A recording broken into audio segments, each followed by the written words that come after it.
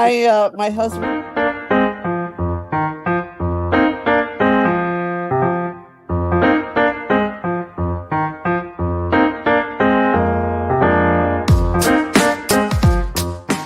Hi, I'm Eric Sabri, your Wayne County Treasurer. If you're living in the home of a deceased family member and you're facing property tax foreclosure, the probate process can be helpful to you. If you file a probate petition and notify our office, the foreclosure proceedings will be halted during the probate process.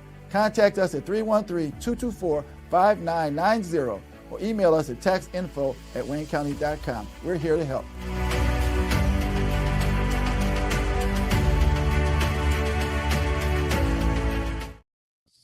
Good morning, everybody, and welcome to another episode of The Week That Was. I'm Saeed Khan, still broadcasting from a rather chilly Detroit, but it's nice and sunny, and so that's not so bad at all. Wear those sunglasses as if you were Emmanuel Macron, because you might get snowblind because it is really shiny out there. Well, we are joined today by Public Relations Specialist and Detroit Police Commissioner Beverly Watts, two of our esteemed attorneys, Bill Seikaly and Steve Fishman, labor and community activists, Barb Ingalls, veteran journalist, Nancy Derringer, and of course, and now back from the FLA, co-founder of Deadline Detroit, Allan Lengel. Wait, I have a question. I want to know why Nancy is referred to as a veteran journalist, and Seikaly and I are not referred to as veteran lawyers when we're older. That's what I want to know. I tell you you missed your photo, Steve. Because I coined the phrase troika of lawyers with my vast Russophile cultural reference. You only did that because you knew I was Russian. That's why you did it. Okay. All right. Well, you can say troika of veteran lawyers if you'd like. Henceforth, from the month of February 2026, we will be addressing our veteran lawyers, There we go. Bill Seikaly, and of course in absentia, but hopefully he'll be here next week, Joel Sklar. Well, federal agents in Minneapolis killed yet another American, this one Alex Preddy, to add, of course, to the murder of Renee Good. Minnesota Governor Tim Walz called up the National Guard, and apparently their community engagement included giving hot chocolate and donuts to protesters, which I am sure that by the time the hot chocolate left the cup, it was already frozen, given how cold Minnesota is. But it looks as though things have really now picked up a different kind of speed. Border czar Tom Homan gave a press conference. He was in Minneapolis for a couple of days, talking about trying to find a way to bring the temperature down. The former commander of this project, Greg Bovino, had been demoted and sent back to his Border Patrol position in El Centro, California. There was, in fact, apparently, Barb, today, there's a benefit concert at First Avenue, including Eddie Vedder and I'm not sure who else. Bruce Springsteen has a new song, which is #1 on iTunes in, I think, 12 countries, called The Streets of Minneapolis. This seems to have really awakened not only people in the Twin Cities, in the land of 1,000 lakes. I think that's what it says on the bump on their license. 10,000 lakes. Sorry, I'm not sure. No. I was using logarithms there, Nancy. And then, of course, around the country. So, thoughts about what happened and what is happening regarding Minneapolis, ICE raids now being retracted from Maine as well. Steve. Well, the first thing, before we get to anything else, Springsteen put that song out on Wednesday. Yesterday on the Bulwark, I read that he had put the song out. I went on YouTube, and as of yesterday morning at around 11, 3,500,000 and some hits on that tune. And when I read the notes that people send in, it was astounding how many different countries people were coming from. And I'm from Australia, we're thinking of you. I'm from Armenia. I mean, it was unbelievable. You talk about a guy that's got the ability to connect with people. I can't wait for somebody to ask Trump about Springsteen. And he's going to start up with his whole blah, blah, blah, blah, blah. And the only thing he's really saying is, God damn it, I could never get 3,580,000 hits on anything I had to say. That is that is high praise coming from you and your fondness for the Temptations. So No. Remember, I told you guys, I saw Bruce Springsteen in 1976. I had never heard of him. And somebody brought me to Cobo Hall. There's this new guy, Bruce Springsteen. I thought he was a Jew. Found out he was a Catholic. In any event, we got there. There was no warm-up group. That would have mattered, Steve. No, I just thought it was kind of cool. Maybe Paul Anka and now Bruce Springsteen. Back to Bruce Springsteen. In any event, if you guys remember, in those days, they had warm-up groups all the time. This concert started at 8:30, no warm-up group. We get there at 1:45. The fire marshal closed the place. He played for over 4 hours, and then I just said, "Oh." Wow. Anyway, Fish, you make it sound like you were taken there like in the trunk of a '74 Eldorado, and then just brought out. Drop top. Well, funny you should mention that about the White House response, Steve, because here it is. Abigail Jackson, a White House spokeswoman, told that very high source of knowledge and media, Entertainment Weekly, in a statement that, quote, the Trump administration is focused on encouraging state and local Democrats to work with federal law enforcement officers on removing dangerous, criminal, illegal aliens from their communities, not random songs with irrelevant opinions and inaccurate information. They were listening, so they're in that 3 million group. They sound like Richard Nixon at that point, just it's so out of it. But anyway, I mean, I think it's interesting. Kristi Noem was lying about the whole thing. It was so obvious. It was such an embarrassment to the administration that she must have gotten reprimanded for it. And now she's like, well, it was so chaotic in the beginning. The stuff they were saying about the guy that they murdered was so outrageous, that he was a terrorist, that he was there to do mass damage and basically shoot all these agents. It's just, here's a reaction from the administration. Noem and Stephen Miller are liars. Any administration that allows them to continue in office is rotten to its core. Oh, wow. Samuel L. Schumer over here. You kiss your lobbyists with that mouth?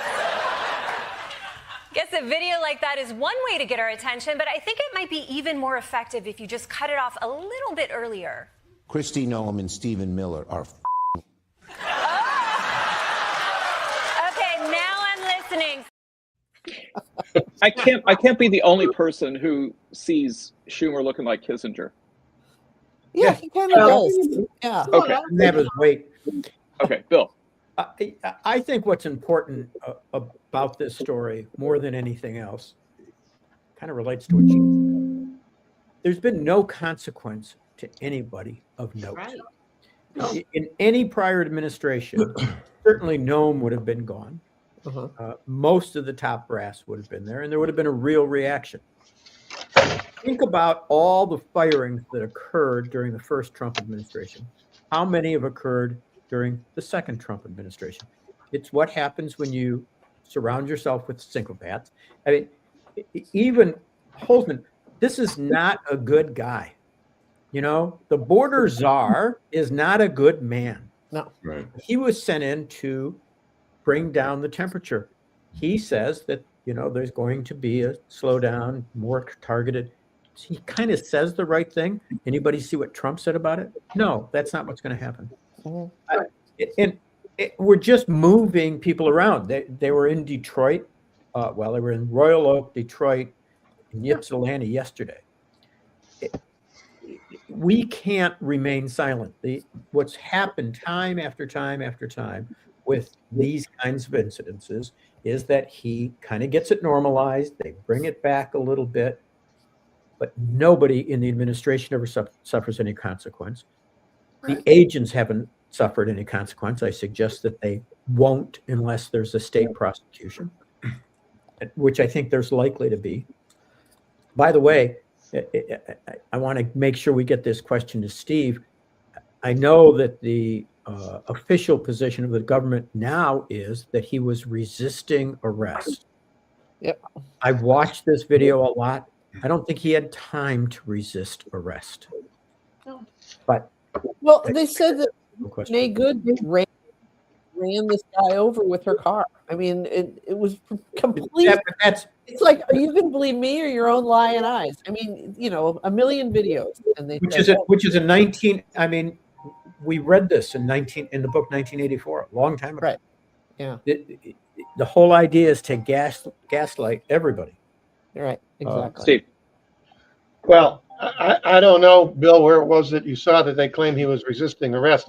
There's no claim to that whatsoever. They were on top of him, beating the shit out of him. I mean, this is murder. It's the initial investigative report of Homeland Security.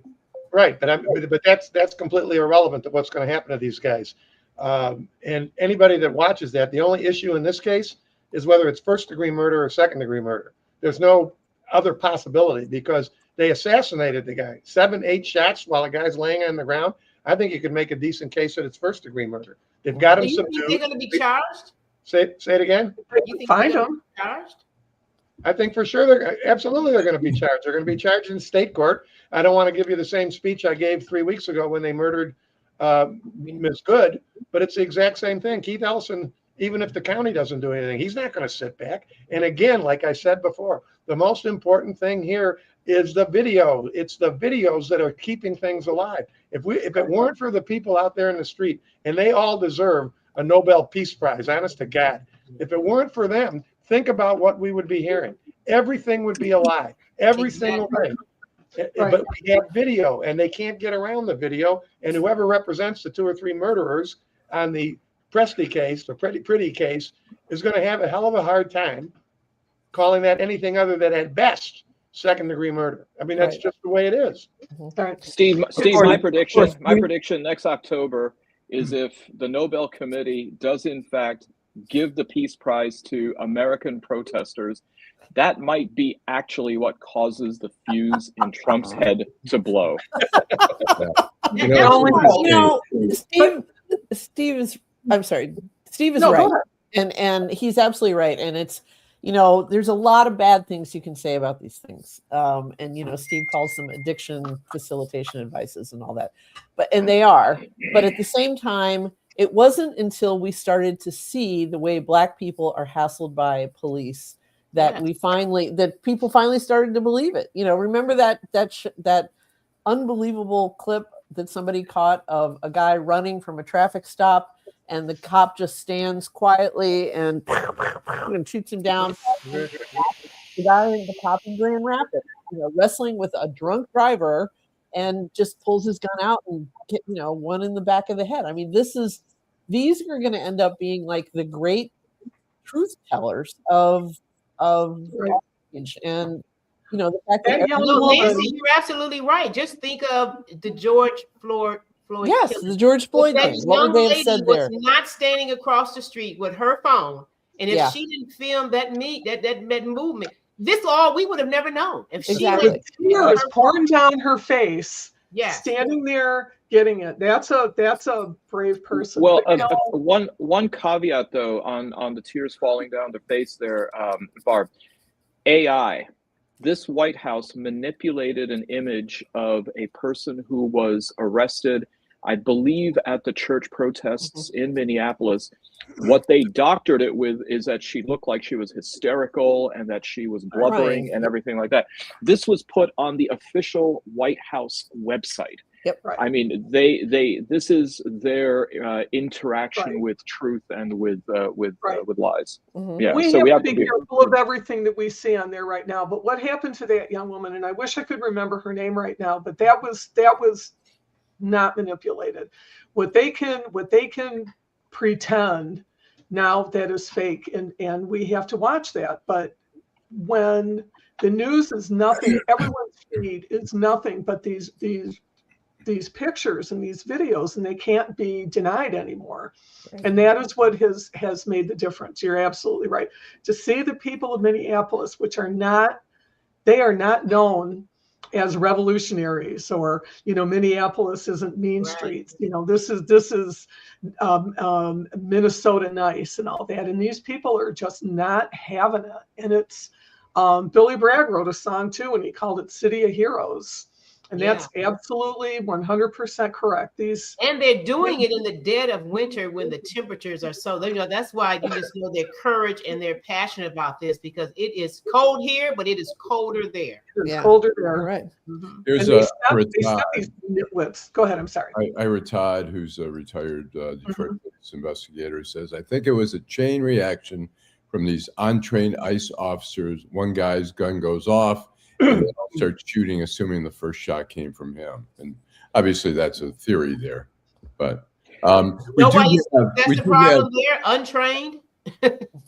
We do have a video, and really just trying to the whole administration trying to cast these people out there as some type of subversives that are being organized by who knows, by Iran or whatever. And here's a little clip. And his cronies claim the resistance to brutal ICE tactics in Minnesota must be orchestrated by some shadowy, nefarious group. I think, frankly, they're professional agitators.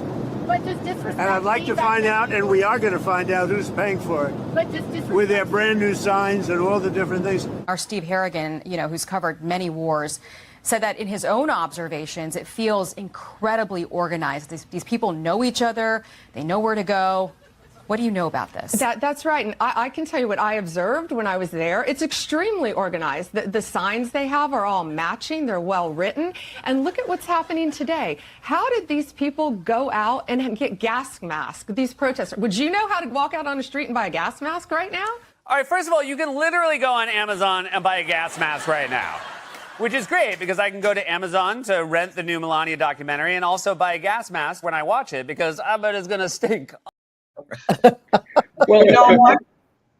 You can go during the newspaper strike. A whole bunch of people met each other at Joe's Army Navy buying gas masks. It was the funniest thing. There's all these stories about these guys going, why are you buying a gas mask? It's like, well, I work for the UAW. It's like, oh, I'm a newspaper striker. It was a beautiful way to make friends. And I just want to add that I have demonstrated now, I believe, 3 times against Donald Trump, and I was not paid. I will do that for free. So there you go. Where's my check? Yeah, where's over 30 years? My check is late. This is, as a guy who's protested probably too many times, especially back in the day, this criticism that they're organized. I mean, come on, guys. This criticism that they're organized is so offensive to me. I mean, one of the things that happened, especially toward the end of the Vietnam era demonstrations, was that we got organized. And the reason we got organized is we didn't want to see people getting killed, like at Kent State. Right. And you have marshals, you keep people organized, you make sure they don't step out on the street and block traffic, you don't give the cops an excuse. We did all those techniques back then. And to be honest with you, the people who are doing it now are much better at it. Right. They're using their cell phones and they're using text messages. This is something that they ought to be commended for.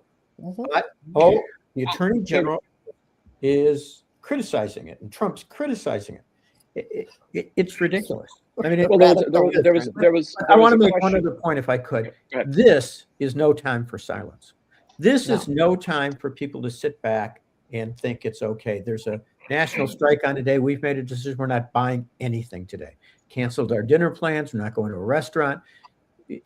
Whatever anybody can do, no matter how small, we all need to do it because they will normalize this.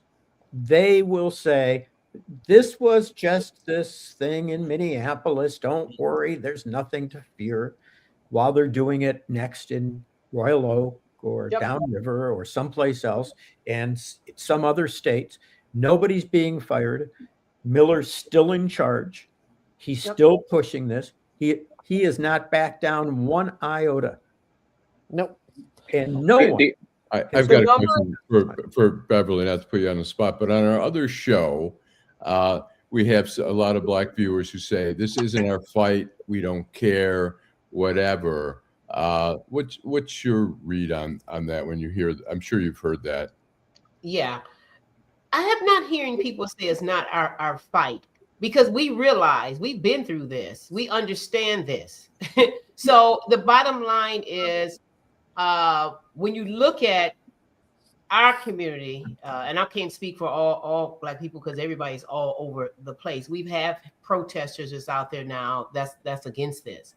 But at the same time, they're not saying, hey, we don't care about these individuals. Some of them that I've talked to, they go back to saying, we tried to scream, we tried to jump up and down, we tried to do everything to tell you guys, don't vote for this guy and to go and vote. So it's not like what I'm hearing that they're not for it, because they were never for him. And so it's trying to get people engaged, because now they're saying, yes, we're going to come out and help protest. But at this point, we were trying to avoid having these 4 years. And you see now all the way up to the Supreme Court, they're making people feel like you're helpless. They control the law firms. They control the media, the Supreme Court. So a lot of times now we're trying to convince people, no, you're not helpless. Get out. Let's all get together. Let's help. Let's protest. We all have to unite.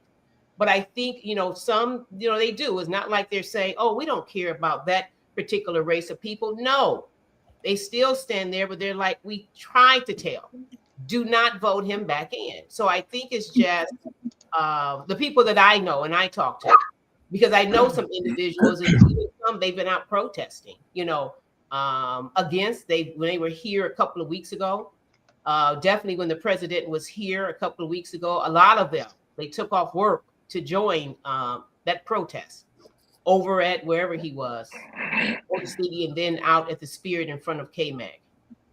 Yep. Good point. The Black Panthers have mobilized in Philadelphia in anticipation of ICE moving there.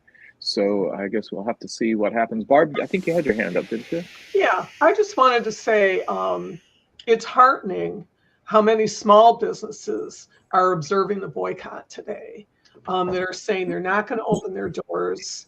They just feel so strongly. My little bookstore in Royal Oak is closing, and I mean, they need the money, but they're still doing it on a Friday. And other businesses are saying we just can't afford to do that. But what we're going to do is we're going to send a portion of our profits for Friday to there's a couple funds in Minneapolis for the families and stuff. So I mean, I think it's a lot. I'm doing the same. We were supposed to get together we have tickets for a play tonight that I don't think has been canceled yet, that we bought a long time ago, but we're going to, instead of going out, we're going to have dinner at a friend's house before and just, I'm going to clean out my pantry and make, this is what I've got soup and take it over there. So Barb, even Paisley Park, Prince's former home studio and museum, has said that they're closed for today. Eddie Vedder and Tom Morello of Rage Against the Machine, Eddie Vedder of Pearl Jam, they're hosting a benefit concert at First Avenue. Al Di Meola's playing. Yep, all proceeds going to the families of Alex Preddy and Renee Good. So there's and the ticket prices are only $25. It's sold out there, and it within seconds. Bill. We keep on getting comments about this, and I want to raise it because just like what happened in Minneapolis can't be normalized. Don Lemon and Fort, I can't remember her, Georgia Fort. Yeah. Independent journalists were arrested and charged with interfering with the church activity under a weird federal act. It is the KKK Prevention Act. I mean, that's the informal name going back to 1871. But what is amazing to me is this: they sought a warrant from a judge who turned it down. Yep. They went to a different judge who turned it, or they appealed that. It rejected and turned down, and they ended up going before a grand jury. And Steve will tell you, because everybody knows it, you ought to be able to get a bologna sandwich indicted in front of a grand jury. And amazingly, it was the grand jury that resulted in the warrant. Clearly, I mean, there's videos all over the place in which he's saying, I'm here as a journalist, I'm not part of the protest. They say, no, he knew this was an organized plot. Well, he got a tip that something was going to happen, and he went. geez, any of you journalists ever use a tip from somebody? You get called all the time in these organizations. They'll be like, hey, we're doing a demonstration at this time. We're having a rally, whatever, if you want to be there. I mean, there's nothing wrong with it. We're going to have a protest. I mean, the thing that drives me crazy, and I've used this analogy before, is when we talk about what's going on in fascism, it's like watching Wheel of Fortune, where there's only one letter left to guess what the clue is, and people still need that one last letter.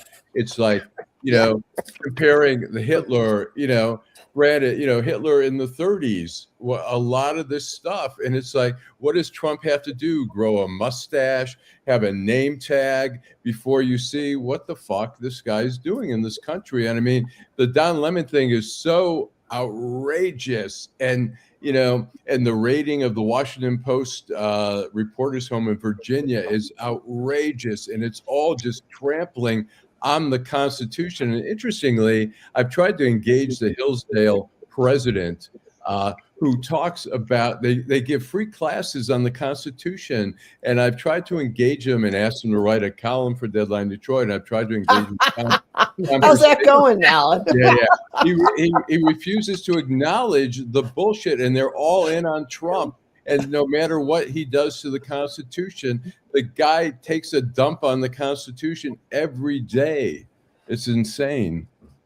Well, so there have been some other consequences of what's been going on in Minneapolis, including Republican lawmaker in their state legislature, Mark Weiner, and apparently 10 others who back him, filing articles of incorporation against Governor of Minnesota, Tim Walz, for or articles of impeachment, you mean? Impeachment. What did I say? Confederation? Incorporation. Oh, okay.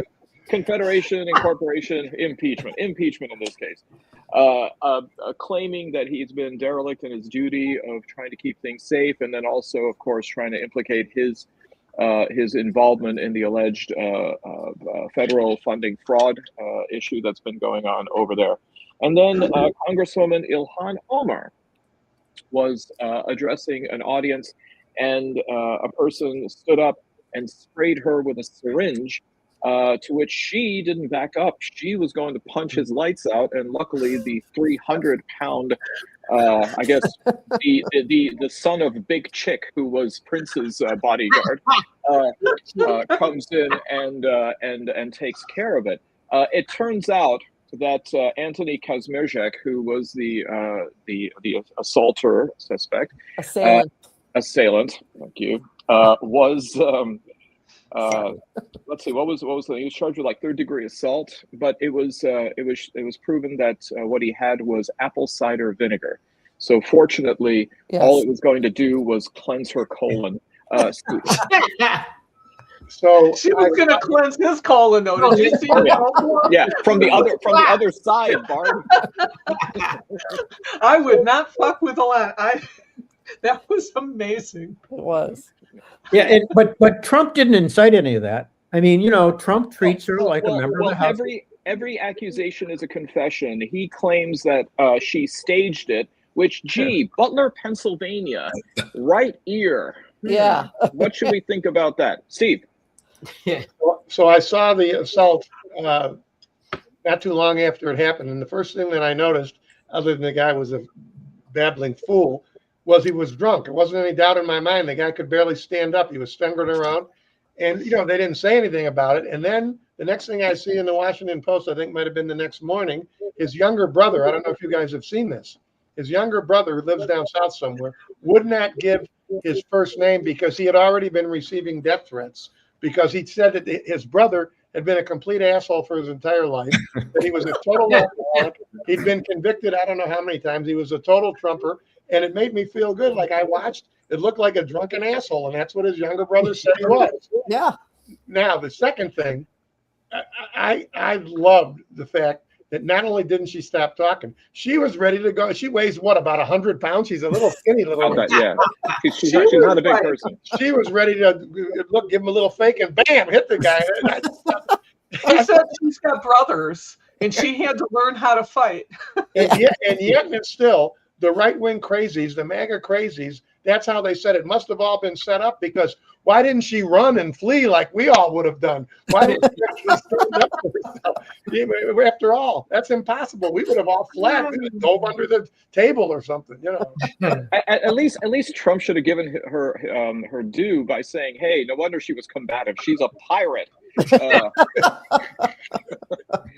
But no, she did say, she said, "Look, I come from a country where we were at war. I mean, we learn about survival." So I saw Black Hawk Down. I would not fuck with those people. You know. Yeah. But I will say one thing. I mean, for an attack on an American congressperson, the coverage was still rather shallow.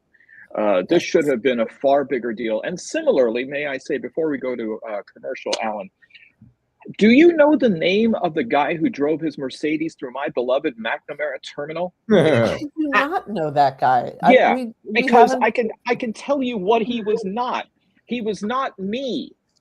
And so the idea that somebody drives a car, first of all, I think all of you have been on the departure level of the McNamara terminal. Yes. How could he possibly have oriented the car perpendicular to the terminal and developed that much torque?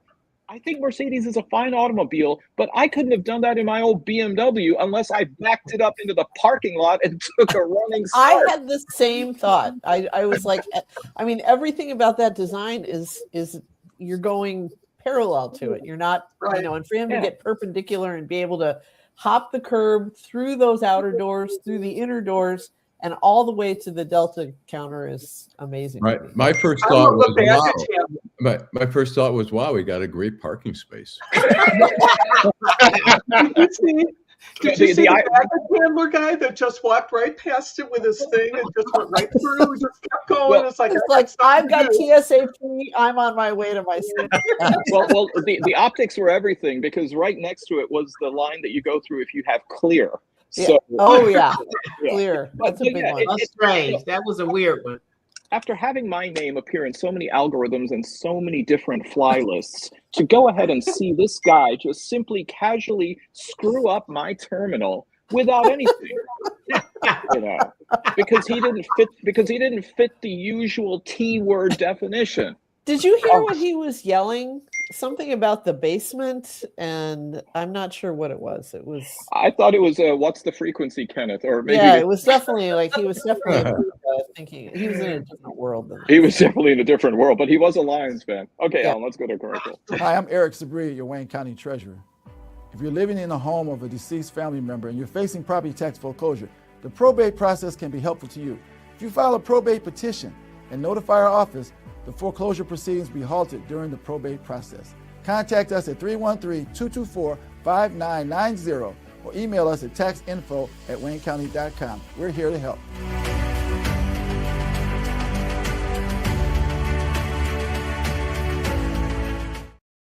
Well, I think at the next G20 summit, wherever it's going to be in the world, all the other 19 leaders are going to gather around, put Trump in the middle, make him sit down, and they're probably all going to serenade him with the song, "We Are the World." Because if there's one thing that Trump has done, is he has literally united the world against the United States. Here we have Canadian Prime Minister Mark Carney signing a historic deal with China. We have the EU cobbling a trade deal that took 20 years with India. And we have the rather cuckolded Prime Minister of the UK, Keir Starmer, having traveled hat in hand to Beijing so that Xi Jinping wouldn't have had to leave the confines of his fine city in order to go and try to broker a deal there, which was in fact successful. Well, Trump, of course, gets rather angry. He doesn't like the fact that Keir Starmer made a deal to give the Chagos Islands to Mauritius near Diego Garcia, which Starmer then very pusillanimously then retracted that deal. But then he's also threatening 100% tariffs on Canada for signing the deal with China. And in fact, has now also implemented 50% tariffs, as well as wanting to decertify Canadian-made commercial jets, including Bombardiers. So, is this just another day in Crazy Town? The hoops that we have to hop through to go to a smoke-free casino. I mean, I wouldn't be surprised if going across the river nowadays just gets you a punch in the nose. We ought to have Mike Ratai in to talk about that, because he was very exercised about the pandemic when he was on the show last. But I mean, I've been doing quite a few trips to Windsor because I've gotten 2 implants, the periodontist, which I've saved like $3,500 by going. But a periodontist was telling me that a lot. I told him, I said, it's no problem coming through the border, and he says, a lot less Canadians are coming into the States right now. He goes, they're very, anti-state, and they're avoiding giving money and spending money here in Detroit and elsewhere. Airlines are actually cutting flights to the United States from Canada. So, Steve. Wow. I think, putting Canada aside for a second, the reaction in Europe, I think, is long overdue. I've read a number of columns in both the Post and the Times where the columnists are talking about the fact that they tried everything else. They fell victim to the same thing that we've fallen victim, not you and I, but people here in this country. They thought if they kissed the guy's butt and if they gave him what he wanted, that everything will be fine. They forgot about the playground. They forgot about the bullies. And now everybody recognizes exactly what they're dealing with and who they're dealing with. And they're recognizing, I think it's good in a sense, they're recognizing that they all need to hang together. You don't want to use that old phrase about hanging separately, but they can't count on us. And one of our viewers just put something up there that said that they don't trust Americans anymore. Why would they? Yeah. Why would anybody, if this country... Right. And just think of, they're already encouraging folks, different countries, not even to come over here to the World Cup. But if this country is capable, Bill has said this a number of times, if this country is capable of electing that guy twice and you live somewhere else, why would you possibly trust the United States of America to not do it again in 8 more years or something like that? Right. Well, Beverly, you are absolutely right. In fact, Oki Gottlich, the head of the German Federation of Football, is the one who's urging Germany to boycott the World Cup. I mean, here's a quadrennial event, and of course, it's very difficult to qualify, even for Germany. But despite the fact that they've done so, they're like, you know what? It's just not worth it to try to come here with the indignity. I know that the administration has said, we're not going to go ahead and arrest anybody at the Super Bowl with ICE, but still. You're going to believe that? Nobody believes that. But also, the State Department has suspended visa processing on 75 different countries, including many that have qualified for the World Cup. So, Bill. Yeah, I think what's critical to remember, I agree with what Steve said. I have a slightly different spin on it. The difference between the world's reaction to us during the first administration and this, the second nightmare, is that the institutions, the State Department, the FBI, all of those were still, during his first administration, filled with lifelong professionals. And that's where much of the negotiations, the State Department, that's where much of the negotiations between countries happen. Lifelong professional diplomats. Trump's changed all that. He's eliminated all of that. He's put these sycophants in, and what's happened is now we can't be trusted by anybody. And those institutions didn't change quickly. I mean, it took Trump a long time. It took Stephen Miller going in and really working to dismantle these organizations. It's not going to come back anytime soon. No. And when you consider that 34% of this country still supports what that guy does, yes, I don't trust my own country. No, I don't either. I also don't think we've anybody else to trust it. Yeah.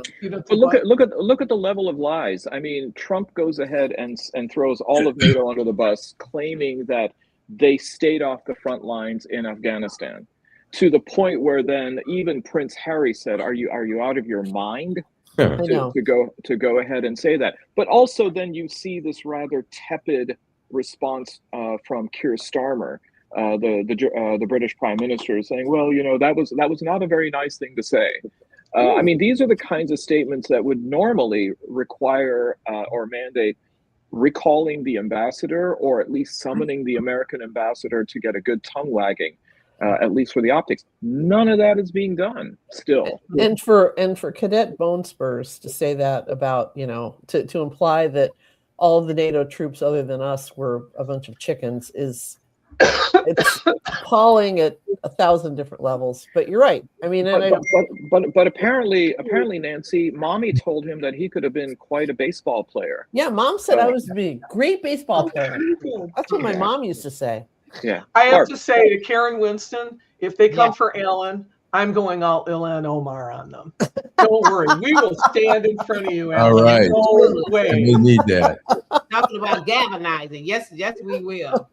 It's frightening. It's really, I mean, as Americans, period, but particularly as reporters and stuff like that, it's super frightening to see the protections just falling by the wayside. And right.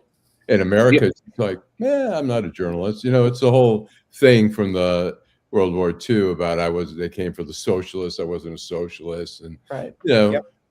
America's got to speak up. It's right. Have you ever been nobody wants to come after lawyers. Nobody wants to be anywhere near us.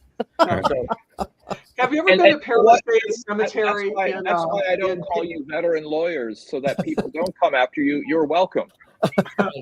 Right. No, have you ever been to Père Lachaise in Paris? Yes, I have. The big cemetery. There's a whole section of slain journalists. There's a whole there's and it's just so moving. The whole place just gets you over and over again. But I was there with friends and they took me there to that spot specifically, and it's this is not new, but this is happening now to us, and I think that might be the big difference. Did you find Jim Morrison's grave? Oh, I could smell the pot, but I feel the same way about the Doors as I do about the Grateful Dead. When I went there, I found two gendarmes standing there, and I used all the French I knew. I said, s'il vous plaît, où est Jim? I didn't know the word for grave. I just said, where's Jim? And they pointed. So Jim, you have to say Jim. Steve. I forgot what we were talking about now. Oh, sorry.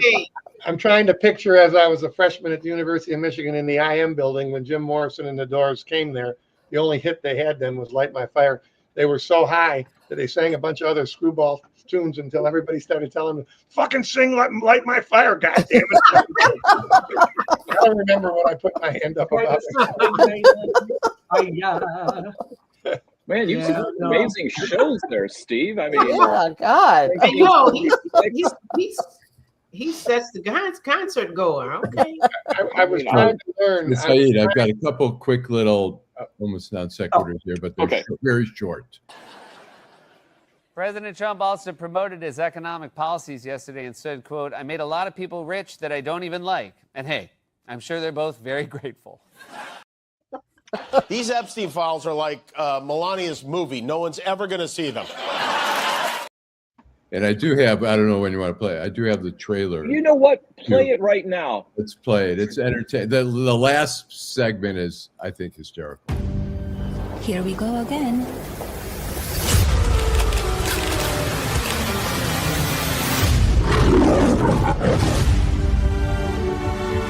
You can come in. Come on in. Our proudest legacy will be that of peacemaker. Peacemaker in the fire.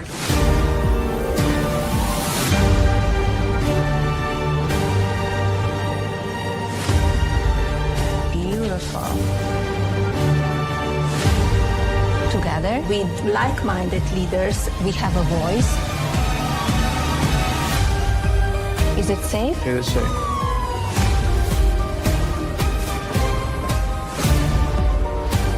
Everyone wants to know. So here it is.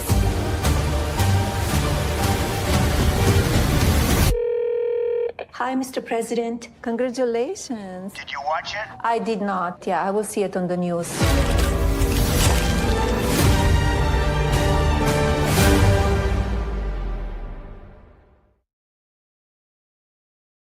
I love that. Happy first. The one immigrant ICE can't find, right?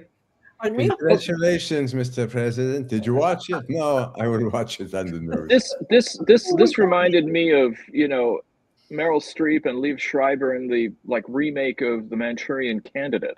I mean, the amount of shots of Barron out there with his questionable salute. So, in case you were wondering how ticket sales are going for this movie, not good. Apparently, at the Vue Cinema, VUE, that is in London, which is the largest cinema and usually the one beholden to such premieres, they sold one ticket. And I have a feeling it was probably Nigel Farage or some other kind of. I was just going to say, how nice that gentleman can masturbate in solitude, so. Because it's obviously like a foot fetishist movie. Did you notice how many shots there were of her shoes? Nancy, my dad told me that when we were living in London, the movie The Exorcist came out, and so he got a seat in the balcony. And apparently, in the balcony, there was him, and there was this other older man sitting about 4 rows away. And my dad got so freaked out by the movie that he said, "If that guy leaves, I'm leaving too." But I mean, I guess the one thing that Trump has going for him is there may be fewer people that see this than were at his first inauguration. So, if he's playing the numbers game, then that might be But Nancy, I think you'd mentioned earlier about the possibility or the probability or the likelihood of any mainstream media outlet providing a review of this. You said that they're probably all scared. And the Washington Post, of course, has bankrolled this movie, Bezos, for $40 million. So 75. 75. All right. So do I take it that on this non-Super Bowl weekend, none of you are going to go see it? I have a friend who lives in Lansing, and we have gone to we kind of love bad movie dates. It started with Top Gun. It went on from there. And I would love to see him, but I don't think it's going to happen unless we go later. But I think you have to ask yourself, how can you go to see this film without buying a ticket? And of course, most multiplexes, you just buy a ticket for something else.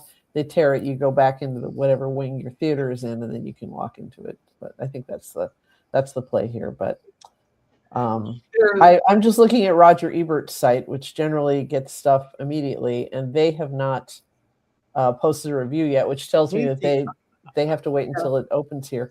I looked at I'm befuddled, Nancy. If I didn't have to pay for it, I wouldn't want to see it. Of course. There's a Craigslist ad for Boston that they, if you want to go see it, they will give you $50 a ticket for a piece and the tickets to go see the movie. And the only caveat is you have to sit through the whole thing. Barb, where's the 34% who supports the president? Where are they? They should know. I have seen that Boston story, and I think it's just a. Oh, don't break my heart, Nancy. I know. But if they really wanted seat fillers, they would not have announced the movie. They would have just said sneak preview. Blah, blah, blah. I think Boston's got lots of people that would love to just get drunk and scream at the screen. If they said free pizza, I'd be there. But I mean, the idea that even MAGA isn't having these viewing parties for it and renting out theaters. I guess ICE detention centers possibly dropping video copies. Now, that's probably unusual. We had. This is what the Tech brothers had to fall on their sword for this. I mean, they, Jeff Bezos, Baldilocks, and Beelzebubs, the Bezoses, did this for us. So there you go. Well, the Republic of South Africa pulled the movie from all the theaters. Yeah, why did they do that? I think because they went through apartheid. So one generational trauma is enough. So Nancy, are we saying that technically, when we order something from Amazon, we kind of paid for our ticket? Mm-hmm. Absolutely. Okay. And we paid for the wedding. Mm-hmm. Yes. And we paid for them renting the city of Venice for the cosmetic surgery and all of that. So one story. Go ahead, Alan. I can imagine a judge, for a DUI or something, saying, okay, suspended 1 year sentence, but you have to watch the Melania film for 7 days in a row. me to prison. Actually, I'll serve the violation now. of the Eighth Amendment. Now. I mean, that's got to be cruel and unusual punishment. all I can think of is the scene from A Clockwork Orange with Alex Defarge's eyes wide open, being forced to see these images. Well, was somebody said even if they showed this movie on a plane, people would still get up and walk out. So Yes. So I have to ask the question. It looks like we're having a little bit of flux when it comes to the Detroit area newspapers. USA Today, the Free Press's parent company, is now acquiring the Detroit News. How's that going to go, Alan?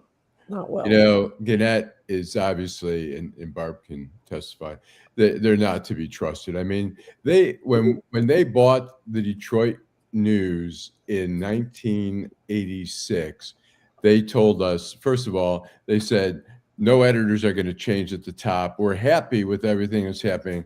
All the editors lopped off. They said, no JOA.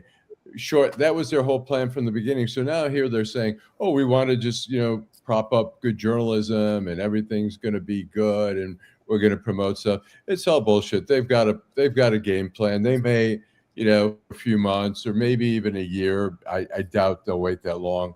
But there's going to be some serious changes, and ultimately one of the papers is going to disappear. The lying is so blatant and obvious, and I just, why do they even bother? Why don't they just say we're buying it because unwinding the JOA and setting up a new competitor is something we don't want to do, and so we're going to buy this paper, and the future will be determined at that time. I mean, that would at least be the truth, but they won't. I can't even imagine them paying another printing plant to print what's left of the news too. I mean, it's just. I know. I agree with you. The great newspaper war that Nolan Finley told us was back on lasted 3 weeks. Right. So. Yes, we're going to have the old. They're going to start publishing Sunday paper, an independent Sunday paper. That's bullshit. And some people, I think I was listening on public radio. Are they going to still go through with that? Of course, they're not going to go through with that. No. It's like. They're not about good journalism. They're about profits. And they saw competition coming and they thought, shit, we don't want to deal with competition. The news also owned the same company, Media Corp or whatever, owns the Oakland Press and Macomb Daily. And they saw that potentially as a threat that they could. Media News Corp. Yeah, that was the whole idea that the news was going to have they're going to have their suburban presence represented by the Macomb and Oakland, and they might have been able to put up a fight, but who knows? What drives me craziest though, and I hope somebody is paying attention to this among our 56 viewers, is these people who say, I don't read newspapers, I get all my news online. It's like, where do you think the online news comes from, dumbass? I mean, it's gathered by newspaper journalists who then put it online. Well, and that's true for half of it, Nancy. The other half's just made up. Well, there's that. Or it's just opinion. It's somebody's take. You say, well, who do you trust to give you your news? Oh, I like that. I like Jon Stewart. It's like, well, Jon Stewart's not giving you news. He's an entertainer. But he's a comedian. Remember, it's millions of influencers out here. I want to correct a lot of those online reporters, left the mainstream papers because they weren't allowed to do their thing, though, too. Right. And a lot of them that's the other part. But no, you're right. What were you saying, Alan? I want to correct Nancy that we currently have 56 viewers who some are coming and going currently, but it's also on all these multi-platforms, 3 Facebook pages, 2 YouTube pages, LinkedIn, X. And so ultimately, we get anywhere 300 to occasionally 1,500 viewers. So. My sisters are watching. An agent? Yes. Which, by the way, I think is still more than are going to see Melania. And I'll tell you where they're also not going to be seeing Melania, and that is Australia, because the news is just in that screenings of her documentary have vanished. Distributors say that the delay was a communication error, not censorship, ahead of the streaming release. But the fact that down under, no one wants to go to see this, even though it is summertime and it is so hot. By the way, shout out to that kangaroo that jumped out into the middle of the Tour Down Under cycling race and took out 2 bikers. But one of the bikers he took out got back up and won the race. There you go. There you go. Alan, let's go to the last segment there, Alan. Okay, hold on here. I'm sorry. Downtown Detroit, Robert Wells, Schmuck of the Week. Fish, given the fact that you've kind of shamed all of us in your concert attendance list there, you go first, man. Well, unfortunately, everybody's been talking about it, but my Schmuck of the Week is Melania Trump, who is also known as, according to Jimmy Kimmel, a European cyborg. That's what Kimmel called it. You guys talked about the one person showing up in England. I have a better statistic that I got off of somewhere today. When they had the opening of it in Palm Beach, which is what, right there next to Mar-a-Lago? Right. 13% of the tickets sold.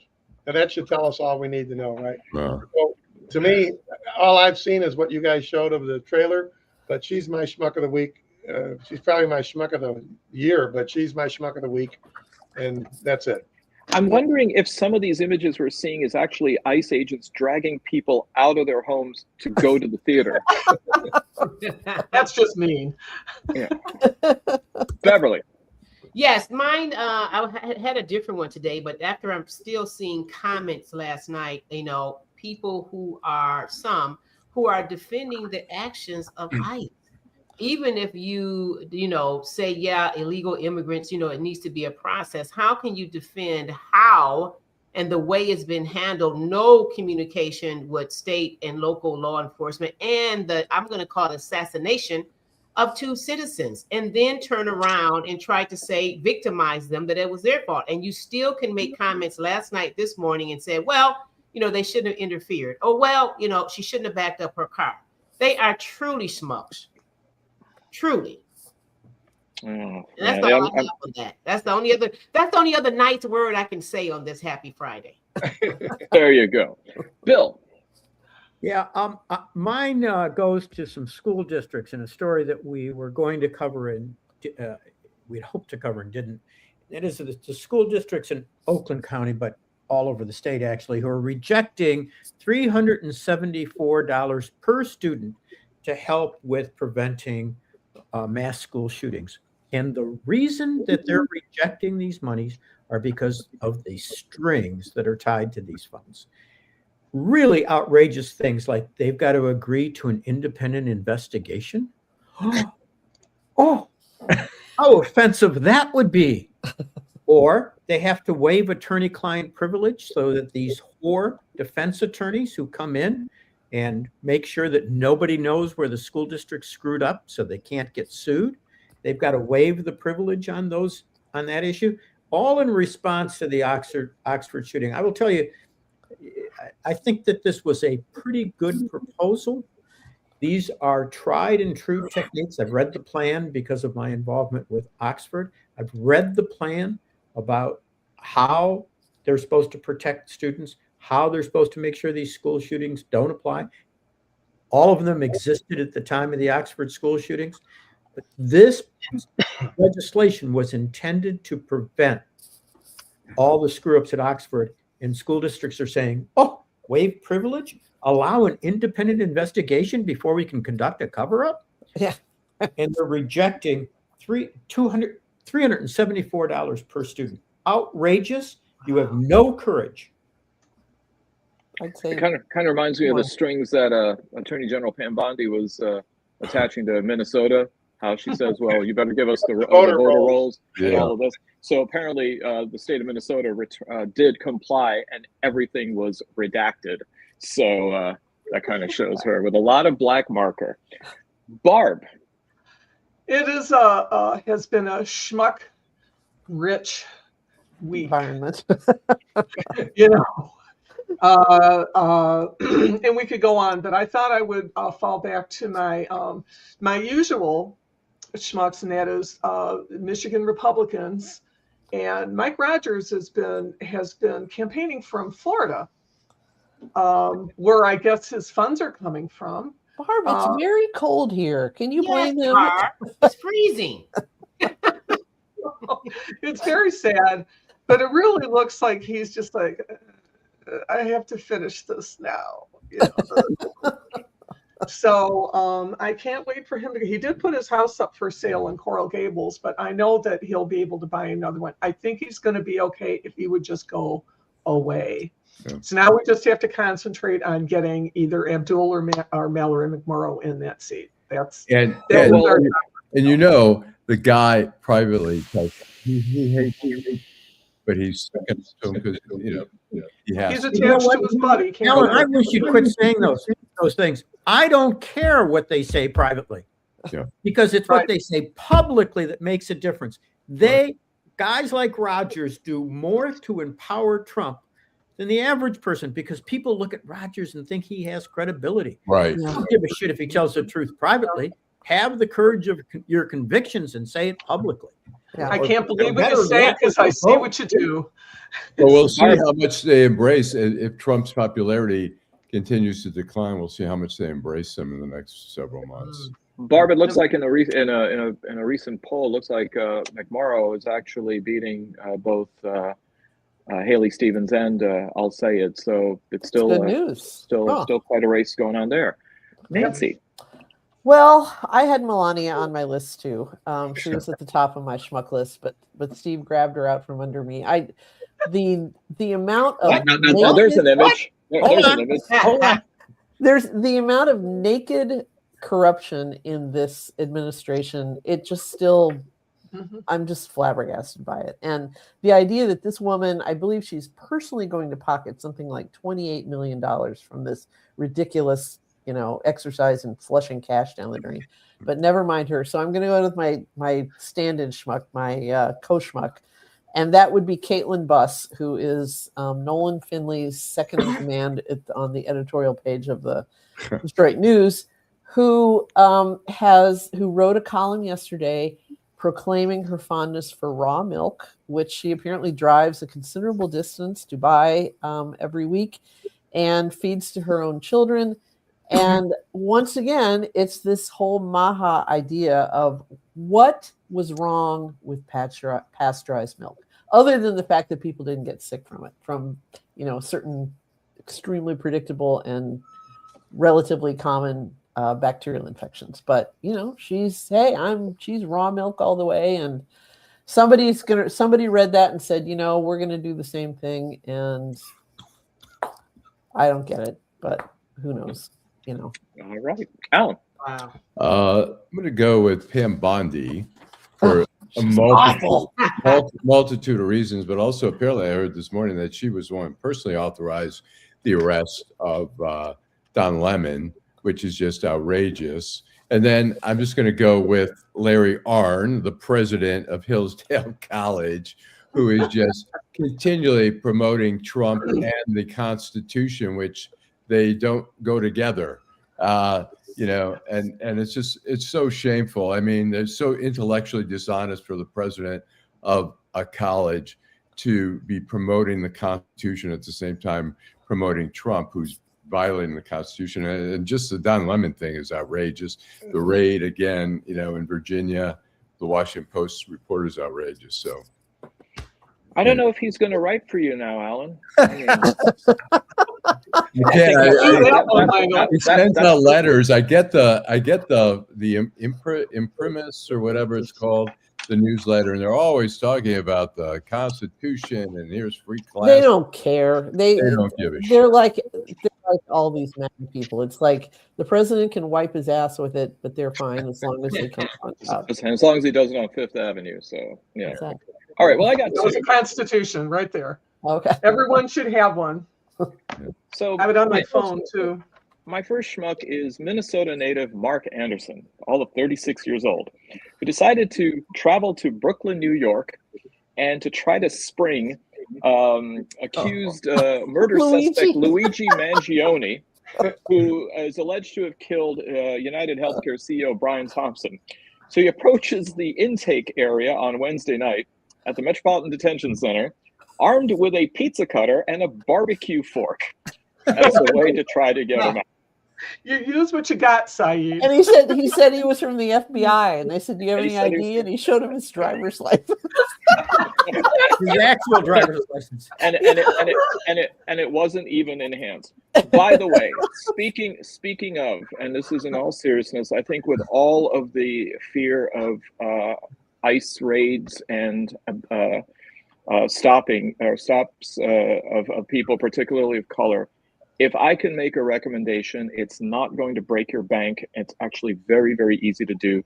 Go to the Michigan Secretary of State's office and get yourself your enhanced driver's license.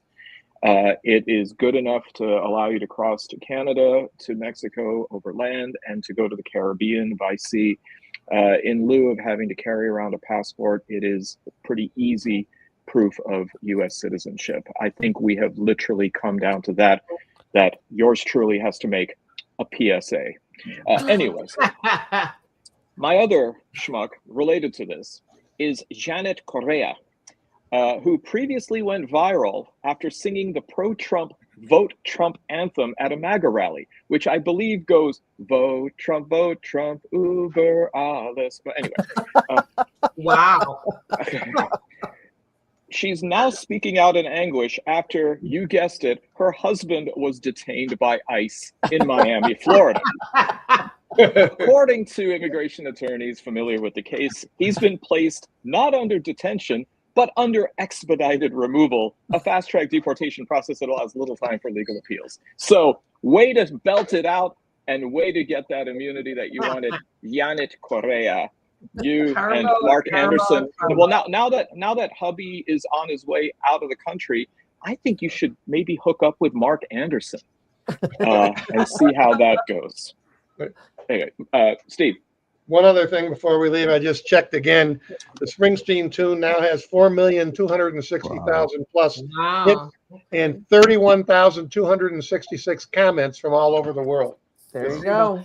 Wow. Buy it tomorrow, not today. It is number one on iTunes in over a dozen countries. Oh, really? So, yep.